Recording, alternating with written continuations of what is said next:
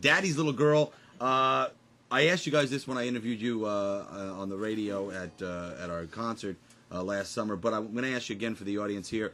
Where did that song come from? We believe that's your imagination, sir. Well, we were eating Johnny G's one night, and it just kind of came to us. Well, so, yeah. Is it like autobiographical or? You know, it's loosely based on two separate situations. As many songs are. It's never. Yeah, it's not. It wasn't. One. It wasn't just one. It was. Yeah. It was. Yeah. It's loosely based on a. I mean, specific. There's a couple of, elements taken from different situations. Right. But, Right. But in my mind, two stand out the most. Very cool. The chorus and the verse. Yeah, exactly. So when you guys are like writing songs like that, are there any barriers you won't cross? Not really. I mean, we pretty much.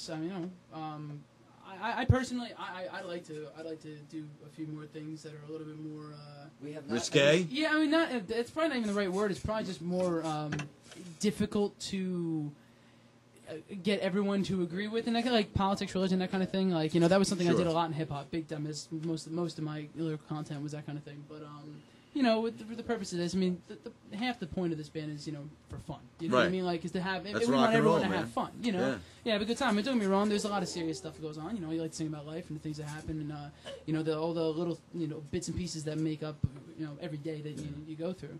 But at the same time, we try and keep it light most of the time. I would always think that you can't be too down all the time, or all you're gonna play, is down numbers. I mean, we were talking earlier about, unfortunately, a sad day today.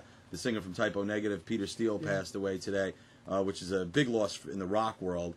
A lot of their songs, although very, gothic and heavy, I mean, they didn't always have a negative connotation. I mean, Love You to Death. I mean, even the cover Cinnamon Girl. A lot of that stuff, really love songs. Well, it's life's not one way or the other. Right. It's ups and downs. So there's lots of shades of gray. Very much so.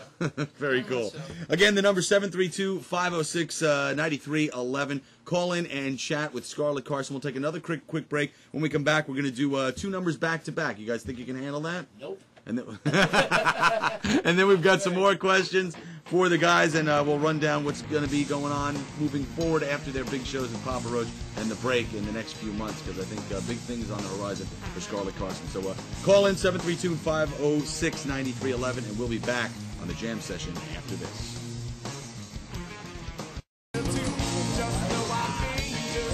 And we're back live on TomsRiver.tv. It's the jam session. That's right. Put the pizza in front of the fat kid and he's going to eat it. It's Johnny G's Pizza. Great stuff. What do we got? Chicken parm tonight? Oh, my. Little chicken parm pizza. Delicious. Fortunately for me, I don't have to play the guitar with my fingers with pizza sauce all over them, but these guys do. It's the happiest day of my life. It is. Look at these guys. Get the camera on these guys. Starving artists. This is great. Seriously, we're poor, man. That's all right, yeah. You stick with me, kid. You stick with me, kid. You'll still be poor. But listen. I expletive deleted. Love this pizza. Johnny G's, Hooper Avenue, Tom's River. Now, I have a question for you guys, and I want you to be as honest as possible with this. What's the craziest thing that you've ever seen happen either to you or a band you were opening for or playing with at a show? Something that you were like, this is why I got into rock and roll. Any of you can answer it. I smashed my bass on the very last note of Daddy's Little Girl during True Fest. It literally exploded At on the last note. That was just by coincidence, and there's no footage Will that we of can God. find of it. What did you hit? I smashed it on our box. We make what our friends call ego risers. Yeah. Boxes we put on the front of the stage, and he beat the ever living piss out of it, and it just I mean, literally just the only thing holding the neck and the body together were the two of the strings. Were you like freaking out because it was like your best bass, or? Nah, he did it on purpose.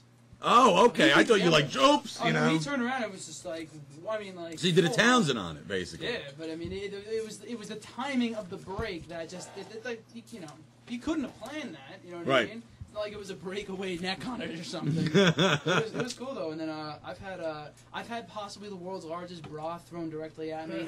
Really? Yeah, and that a pair of bloomers. Or whatever you want to call them. Yeah, granny panties? Yeah, I mean, like, the huge ones. Yeah. And a shoe. I asked for a shoe. I said I have a whole outfit up here. Anyone got a shoe? And someone actually threw their shoe up. I don't know if they ever got it back, but it was pretty cool. How about the world's longest, most annoying drum solo. Oh yeah, he was trash when we played with Skid Row. Okay. And he release party, Not So Innocent. When we played the Not So Innocent release party with Skid Row at the Surf Club, I don't know what happened. All my buddies started showing up. They all started buying me shots, buying me beers. I went up on stage, completely tanked. Had no clue what was going on. To me, everything seemed really slow until I watched the videos, and it was playing really fast. I need more pizza. There you go. He's getting more pizza. And then That's they right. gave, Get then that they Johnny gave me a cheese. drum solo on top of it, which That was a the mistake. worst idea in the world. I tried talking my way out of it, and they're just like, just do it. Controlled chaos. And I watched the video, and I hope they burned it after that, because that's what I requested. We did burn it. We handed out copies. Oh, you burned it that way?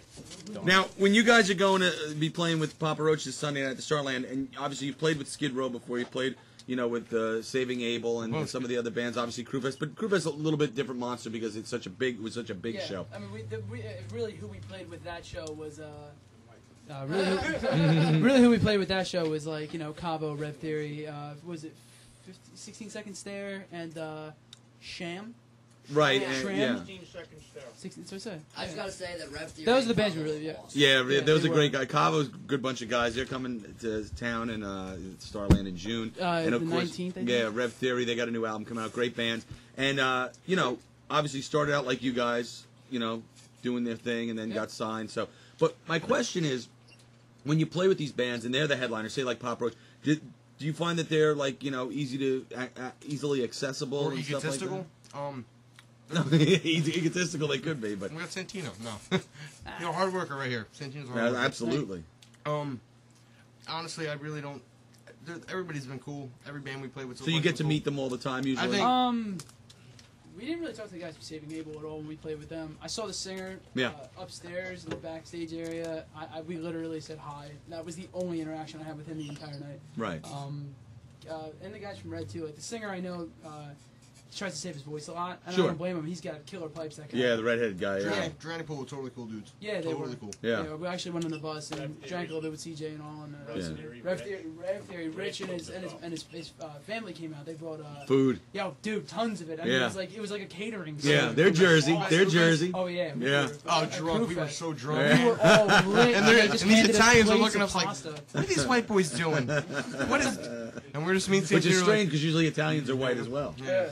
You can tell from New York, man. I'll tell you what.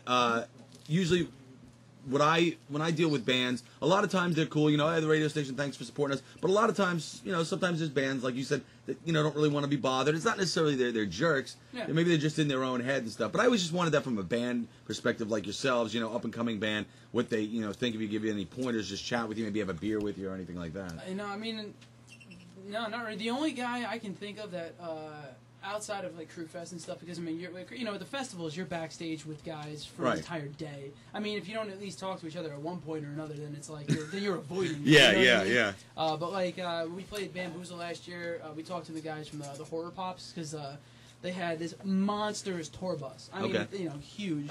They had this huge tour bus and it was parked right. I mean, 4 feet away, 5 feet away from our pickup truck attached to a U-Haul trailer. You know what I mean? Yeah. And it was hilarious. And they got out and they we started talking to them. And we had a beer pong table set up outside of the so they were BSing with us a lot. They were cool guys. Guar. Yeah, we were extra Guar, man, those guys. Down to earth. Yeah.